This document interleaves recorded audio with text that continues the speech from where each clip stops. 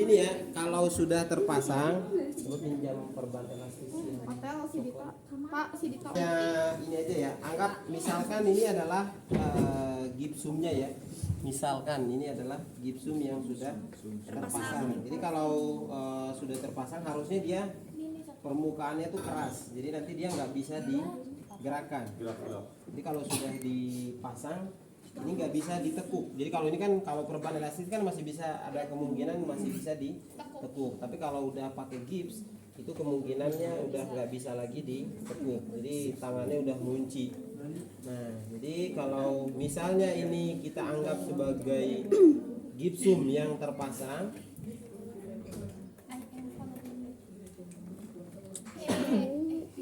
jadi kalau pakai perban elastis kalau ada pengaitnya seperti ini ditekuk dulu. Jadi ditekuk dulu satu ke bawah baru ditarik seperti ini.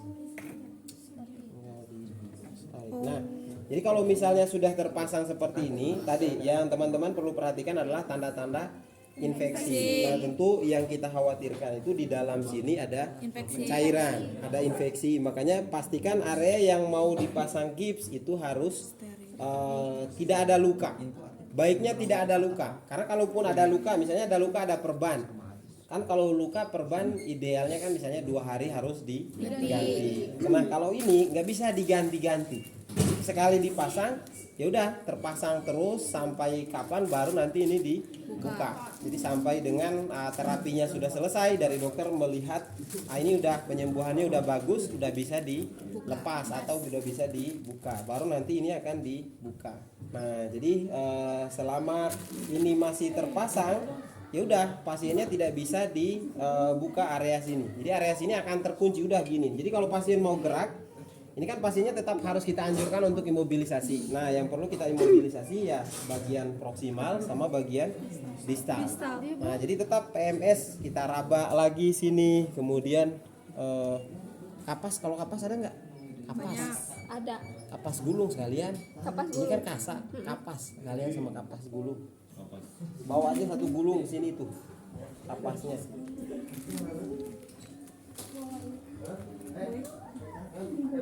Nah, jadi kalau ini tadi ya yang kita perlu periksa apakah ada bau terus ada cairan atau tidak yang keluar dari sini. Nah, kemudian area ini kan tadi dianjurkan untuk ditinggikan setinggi jantung. Maka kita bisa kasih bantalan untuk taruh di bawahnya supaya tangannya ini dia seperti ini. Karena ini nggak bisa ditekuk. Kalau ini kan masih bisa nih ditekuk tangannya. Taruh seperti ini. Nah, kalau udah dipasang ini nggak bisa lagi ditekuk. Karena ini kan semen. Kalau ini kalau hanya perban elastis seperti ini masih bisa ada kemungkinan ditekuk. Tapi kalau udah semen itu nggak bisa lagi ditekuk sehingga ini akan membahayakan pasiennya. Jadi ini harus ditaruh bantalan di bawah sini. Di bawah sini taruh bantalan sehingga tangannya bisa diluruskan. Bayangkan kalau tangannya udah kekunci begini seminggu. Nah, coba kalian aja tangannya udah lurusin terus seharian aja, nggak usah seminggu lah seharian. Nah itu yang sama hal itu juga dirasakan oleh pasien. Jadi bagaimana caranya menguranginya tadi? Jadi mobilisasi bagian distal sama bagian proksimal. Terus khawatirnya, yang dikhawatirkan selanjutnya adalah pemasangan gipsnya terlalu kencang sehingga mengunci bagian tangannya. Sampai akhirnya aliran darah ke sini itu tidak lancar. Jadi hari pertama dipasang mungkin masih lancar. Hari pertama ya. Tapi kita nggak tahu ketika dia sudah kering, hari kedua, hari ketiga. Nah, makanya harus dipastikan setiap hari selama pasien masih terpasang gips, pastikan PMS, cek nadinya, kemudian suruh gerakan jarinya, kemudian kasih sensasi rasa. Kemudian cek ada tidak tanda-tanda infeksi, kemudian bagian kulit yang tidak terpasang itu lakukan perawatan. Jadi tetap kita rawat, kita bersihkan area sini kecuali yang terpasang gips. Karena kalau yang terpasang gips itu tidak boleh kena air. Jadi kalau pasiennya mau mandi boleh dilap. Nah, tapi ini catatannya kalau mau dilap sebaiknya kan kadang-kadang ada yang lap gini ya. Kemudian dilap. Nah, ini yang dikhawatirkan ketika kita lap gini, air bekas lapnya dia masuk ke dalam. Masuk ke dalam sini sehingga menyebabkan area dalamnya jadi basah. Nah, itu harus diperhatikan. Jadi jangan sampai itu terjadi. Jadi gimana ya boleh ini dikasih handuk atau area sini di lapnya jangan posisi angkat seperti ini, tetapi posisi di bawah saja seperti ini, kemudian dilap ke bawah. Nah, jadi lap aja ke bawah, kemudian kalau yang bagian sini ini dikeringkan, ketika dilap langsung dikeringkan. Setelah dikeringkan, ini bisa diangkat, kemudian kita lap bagian bawah.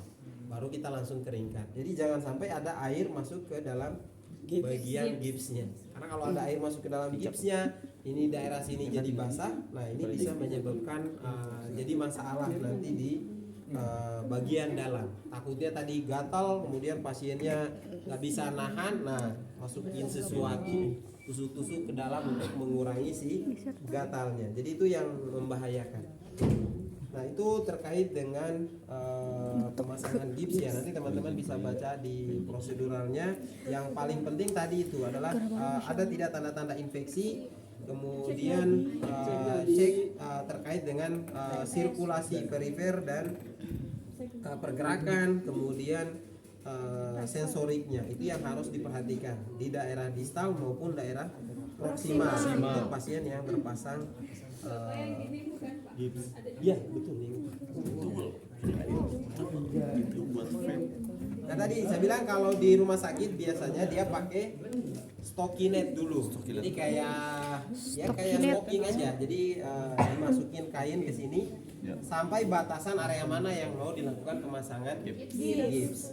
Nah, kemudian sama idealnya kalau pemasangan gips baiknya ada yang memegang bagian ekstremitas ini.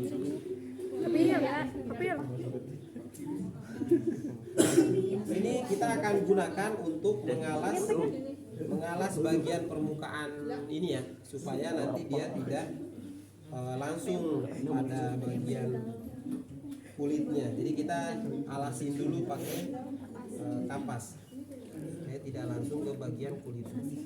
Nah, jadi kalau di rumah sakit baiknya pakai si stockinette dulu, baru nanti dialas. Nah ini kita coba pasang posisi ini ya, posisi lurus saja ya.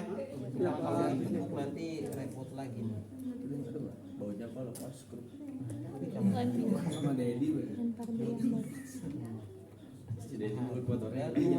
Oh gawe isa salaman jeung pentem, arek salaman jeung batu lain pentem.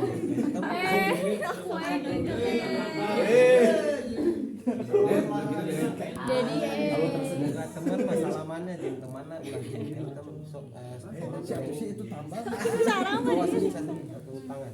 Nah,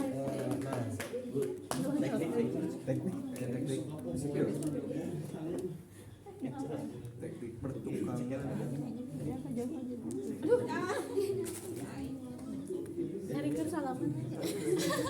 Salaman tuh jeung pentem.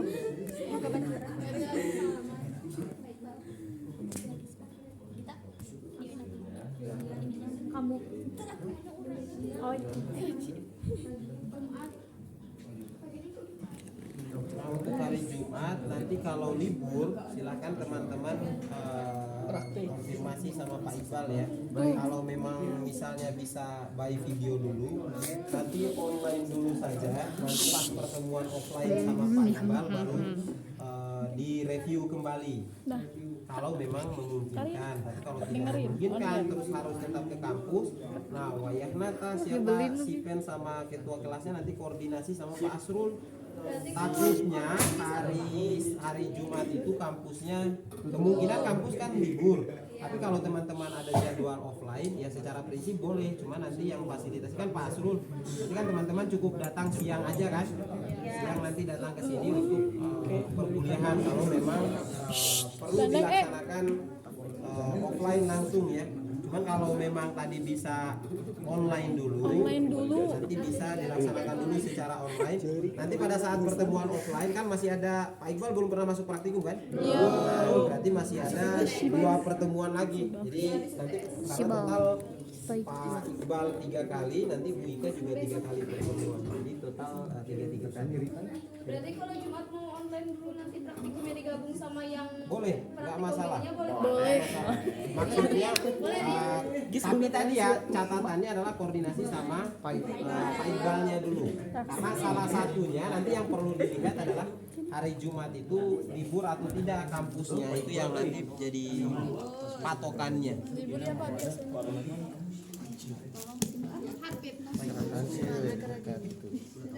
Ini hanya buat memperkuat ini aja ya, si kapasnya supaya tidak terlepas si kapasnya ini. Kemana sih?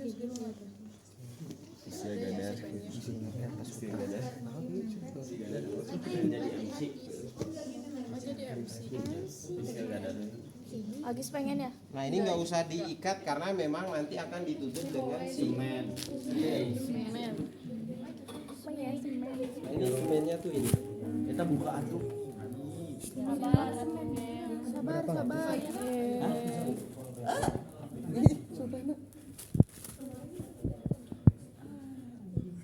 Semen beneran itu ada. Itu mah semen beneran bukan semen-semenan, emang semen beneran. Namanya disebutnya Gipsoma, itu nama mereknya. Maksudnya mungkin ada merek lain tapi sama-sama buat gips. Tapi ini semen beneran. Cuma kalau ini teman-teman nyari di toko bangunan mau nemu. Kalau pakai yang serbuk ya semen bangunan bisa. Jadi kan dibuat gini, misalnya tersedianya yang tadi, yang dalam bentuk semen kiloan. Nah, kalau semen kiloan ya udah tinggal dibasahi kemudian ditempel-tempelin aja kayak kita ngaci. Bukanya Iya gimana? kayak kita ngaci, tapi nggak pakai sendok semen, diratain pakai tangan aja. Semennya aja Pak. Semennya aja. Emang boleh semennya aja ditempel-tempelin. Tapi tadi ya catatannya tadi tidak boleh kontak permukaan kulit langsung dengan semen. Tidak boleh. Enggak bahaya Pak. Kalau pakai semen Pak. Enggak bakal jadi bahaya kalau emang beneran yang dipakainya semen. Ya kan bisa ada yang bentuk yang nggak seperti ini. Nah ini kalau mau dicelupin ke air, ini disimpan dulu nih. Karena kalau udah masuk, ini teman-teman udah susah nyari ini. Kalau udah dimasukin ke dalam, karena ini semen ya. Sekali lagi ini adalah semen. Jadi kita hanya basahi dengan air seperti ini. Udah, nggak usah diperas. Ingat ya, nggak usah diperas. Nah itu kan ke bawah ada tuh. Gepeng kayak ini. Dengan sendiri. Si Aib memang pernah sih.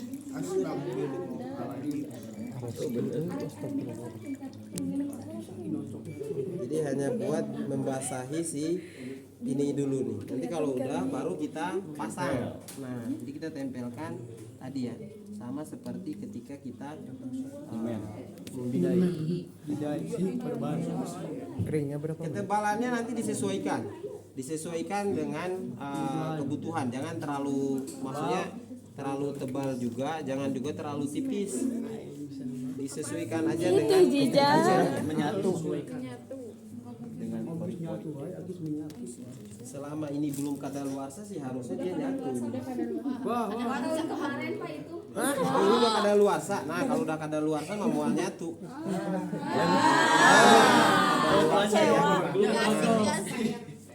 Kalau udah kadaluarsa ini nggak bakalan nyatu. Bisa dipastikan nggak bakalan nyatu. Karena tadi si kristalnya itu dia udah expire, jadi dia nggak akan nyatu lagi. Kalau dia masih bagus atau belum kadaluarsa, dia masih serbuknya masih bisa nyatu. Tapi kalau udah expire dia susah buat nyatu. Nah, ini kita coba saja ya.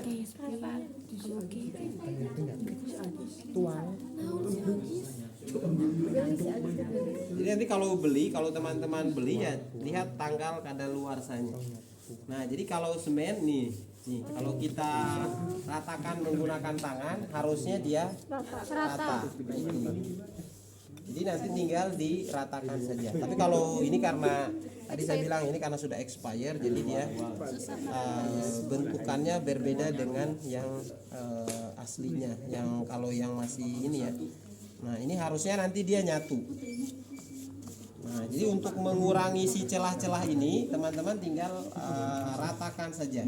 Nah, kalau misalnya kurang air, tangannya yang dibasahi, kemudian kita megang lagi bagian gipsumnya.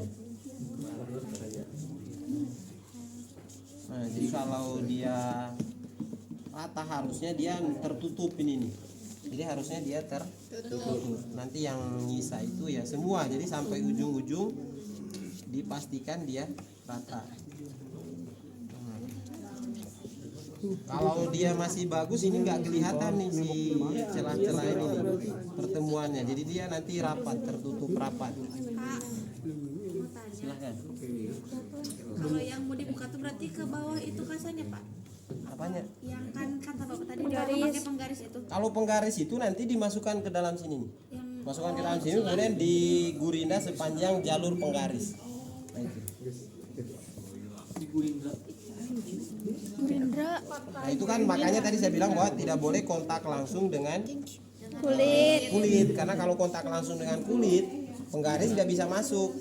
Gimana caranya masuk penggaris kalau gipsnya langsung nempel di kulit? Jadi nggak bisa, penggaris nggak bisa masuk karena nggak ada celah di dalam. Kemudian tujuannya dipasang kasa tadi atau ada pengalas tadi itu mau pakai yang stockinette tadi atau pakai kasa seperti ini. Jadi kalau mau masukin penggaris itu kan masih bisa karena ada celah yang menahan tidak langsung di permukaan kulit. Jadi ada bagian yang menahan. Jadi tinggal kita masukkan, target kita ya masukkan penggarisnya itu di bagian bawah si penahannya tadi. Kalau ini karena penahannya bagian bawahnya adalah kapas, maka target kita adalah di bawah si permukaan kapas. Di situ yang menjadi target kita.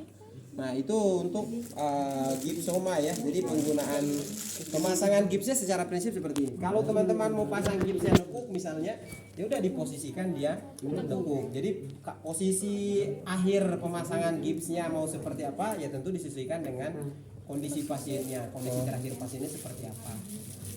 Disesuaikan saja dengan itu. Nah, ini untuk pemasangan gips. Kira-kira ada yang mau ditanyakan? Kalau nanti ada yang harusnya sih ada, kalau ada yang belum kadaluarsa nanti kita coba cek. Siapa tahu nanti bisa kita praktek langsung lagi, tapi yang masih sudah kadaluarsa. Nanti ini karena sudah dipasang, ini kita biarkan dulu saja. Nanti teman-teman lihat apakah dia mengering atau tidak. Tapi biasanya kalau sudah kadaluarsa tadi saya bilang itu sudah tidak terlalu bagus. Apanya? Udah cukup. Nggak usah, nanti aja pas pertemuan berikutnya aja kalau nanti ada waktu nanti kita coba pakai yang bagus. Tapi nanti dilihat ya kita pakai yang tidak kadaluarsa. Kalau sudah kadaluarsa dia tidak terlalu nempel. Superindo, kok Superindo? Celah-celahnya jadi terlihat jelas. Iya. Biasanya ya ini nunggu berapa, yang paling ideal ya bisa berapa jam sampai akhirnya dia mengeras. Kalau ini kan masih lembek nih. Kalau dia mengeras itu kita ketok benar-benar keras dia. Contoh yang sudah terpasang itu ada di dalam. Item yang di dalam itu ada gips yang sudah terpasang. Nah, itu. Ini nanti kita lihat nanti di pertemuan selanjutnya kita lihat apakah sudah mengering atau tidak ya. Oke, itu untuk pemasangan gips. Jadi sekali lagi yang perlu diperhatikan adalah ada tidak tanda-tanda infeksi di sini, kemudian PMS di daerah proksimal dan distal. Kemudian karena terpasangnya seperti ini, bagian sini masih mungkin dilakukan mobilisasi. Jadi karena ini masih mungkin dilakukan mobilisasi, pasiennya tetap diajarkan mobilisasi, abduksi, aduksi, fleksi, ekstensi di bagian sini tetap dilakukan. Sama yang bagian jari-jari tangan itu tetap dilakukan. Karena pasien tidak perlu khawatir tangannya bergerak karena ini udah nggak mungkin nih, karena ini udah dikunci jadi udah nggak mungkin ada pergerakan. Maka yang perlu dilakukan pergerakan yang hanya bagian distal sama proksimal. Kalau pasien yang terpasang traksi ketika mau dilakukan pergerakan apa yang harus dilakukan tadi? Bebannya harus diangkat. Pasiennya boleh dilatih pergerakan atau dilihat bagaimana pergerakan-pergerakannya atau kemampuan pasien dalam melakukan pergerakan. Berarti biarkan aja dulu nanti dia basah ya. Oke, untuk pertemuan hari ini ada yang mau ditanyakan lagi? Ben